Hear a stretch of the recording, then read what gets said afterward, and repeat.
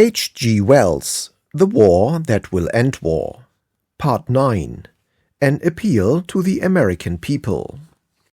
This appeal comes to you from England at war, and it is addressed to you because upon your nation rests the issue of this conflict.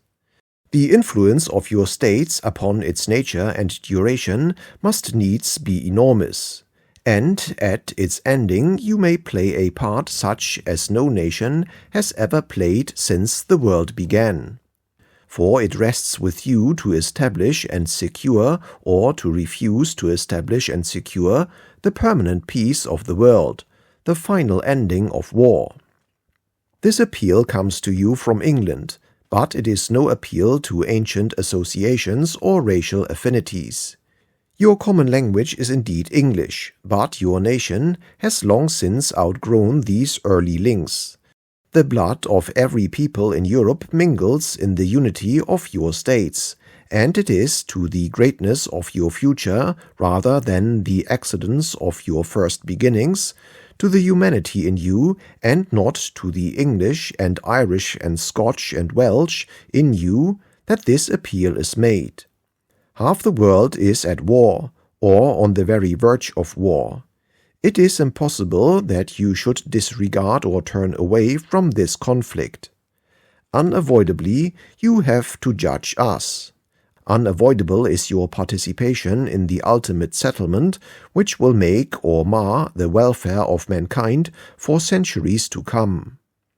We appeal to you to judge us, to listen patiently to our case, to exert the huge decisive power you hold in the balance not hastily, not heedlessly. For we do not disguise from ourselves that you can shatter all our hopes in this conflict. You are a people more than twice as numerous as we are, and still you are only the beginning of what you are to be, with a clear prospect of expansion that mocks the limits of these little islands, with illimitable and still scarcely tapped sources of wealth and power. You have already come to a stage when a certain magnanimity becomes you in your relation to European affairs.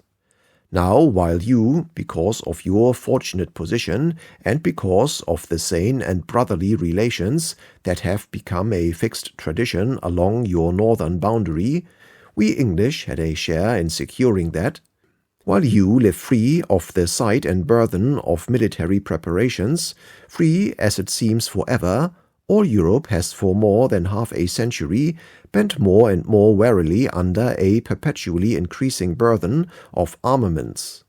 For many years Europe has been an armed camp, with millions of men continually under arms, with the fear of war universally poisoning its life, with its education impoverished, its social development retarded, with everything pinched but its equipment for war. It would be foolish to fix the blame for this state of affairs upon any particular nation. It has grown up, as most great evils grow, quietly, unheeded. One may cast back in history to the 30 Years' War, to such names as Frederick the Great, Napoleon I, Napoleon III, Bismarck. What does it matter now who began the thing, and which was most to blame? Here it is, and we have to deal with it.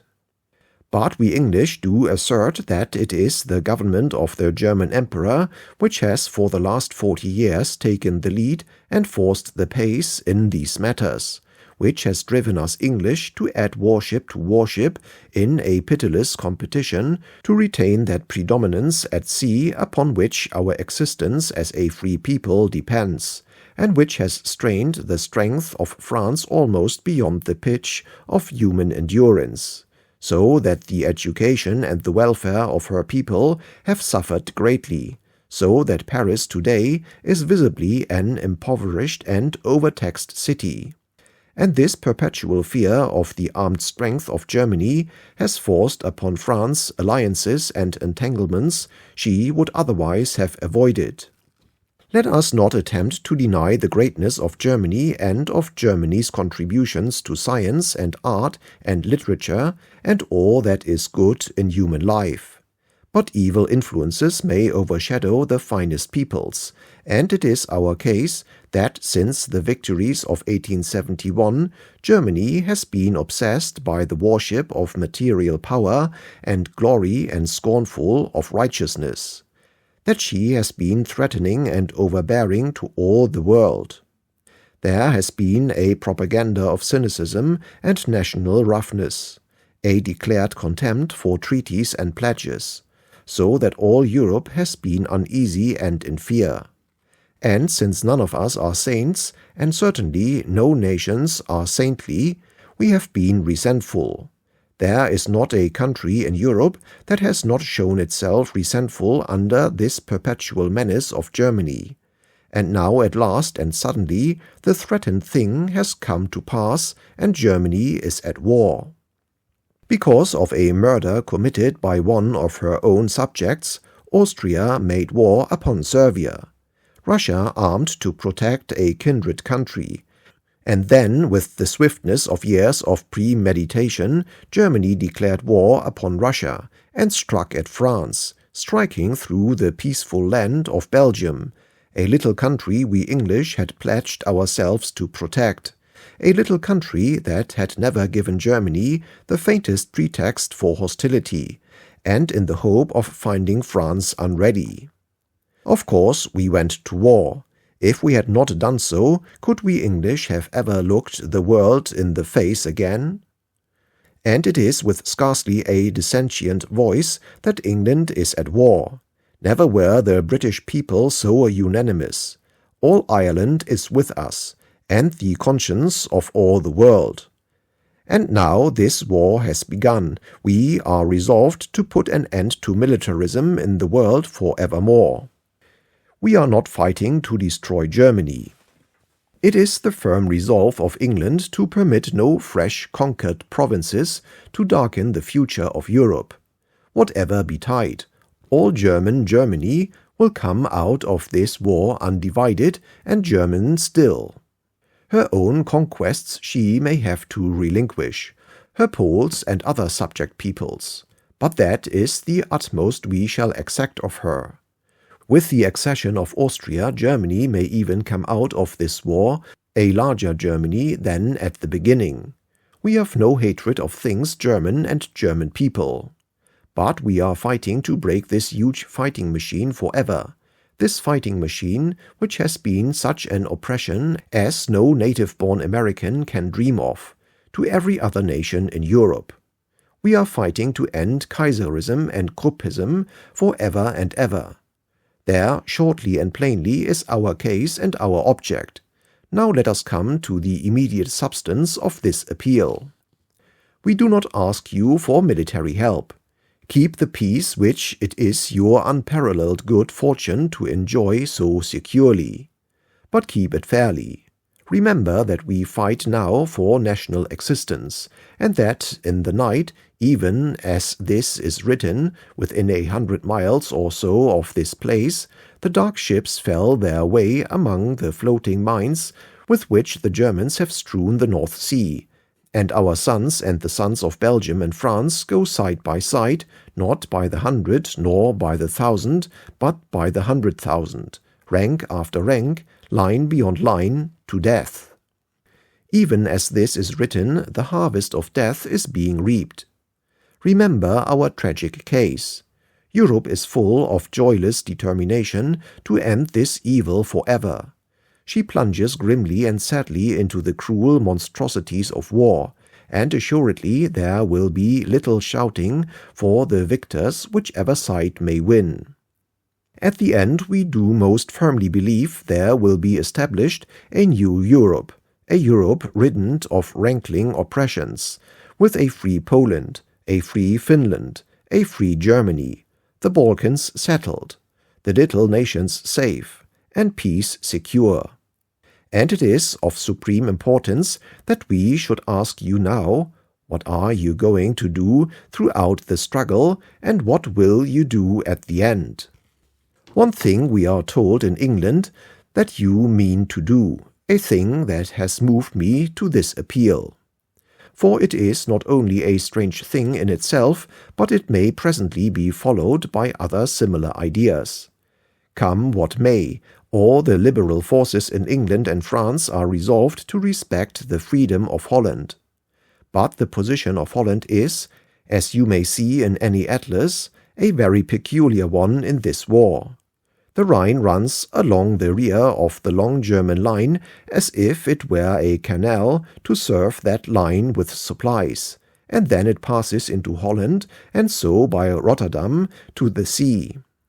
So that it is possible for any neutral power, such as you are, to pour a stream of food supplies and war material by way of Holland almost into the hands of the German combatant line.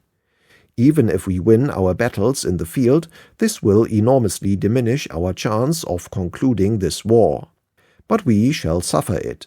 It is within the rights of Holland to victual the Germans in this way, and we cannot prevent it without committing just such another outrage upon the laws of nations as Germany was guilty of in invading Belgium. And here is where your country comes in.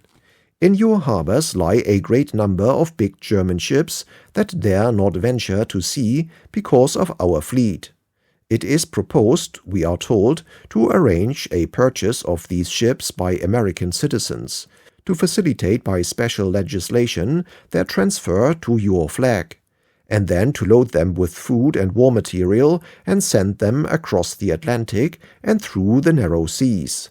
Seas that at the price of a cruiser and many men we have painfully cleared of German contact mines, to get war prices in Rotterdam and supply our enemies. It is, we confess, a smart thing to do. It will give your people not only huge immediate profits, but a mercantile marine at one coup. It will certainly prolong the war, and so it will mean the killing and wounding of scores of thousands of young Germans, Englishmen, Frenchmen and Belgians, who might otherwise have escaped. It is within your legal rights, and we will tell you plainly now that we shall refuse to quarrel with you about it. But we ask you not to be too easily offended if we betray a certain lack of enthusiasm for this idea. And begun such enterprises as this, what are you going to do for mankind and the ultimate peace of the world? You know that the Tsar has restored the freedom of Finland and promised to reunite the torn fragments of Poland into a free kingdom. But probably you do not know that he and England have engaged themselves to respect and protect from each other and all the world the autonomy of Norway and Sweden, and of Sweden's vast and tempting stores of mineral wealth close to the Russian boundary. We ask you not to be too cynical about the Tsar's promises, and to be prepared to help us and France and him to see that they become real. And this, with regard to Scandinavia, is not only Russia's promise, but ours. This is more than a war of armies. It is a great moral upheaval, and you must not judge of the spirit of Europe today by the history of her diplomacies. When this war is ended, all Europe will cry for disarmament.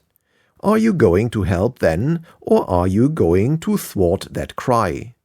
In Europe we shall attempt to extinguish that huge private trade in war material, that Kruppism which lies so near the roots of all this monstrous calamity.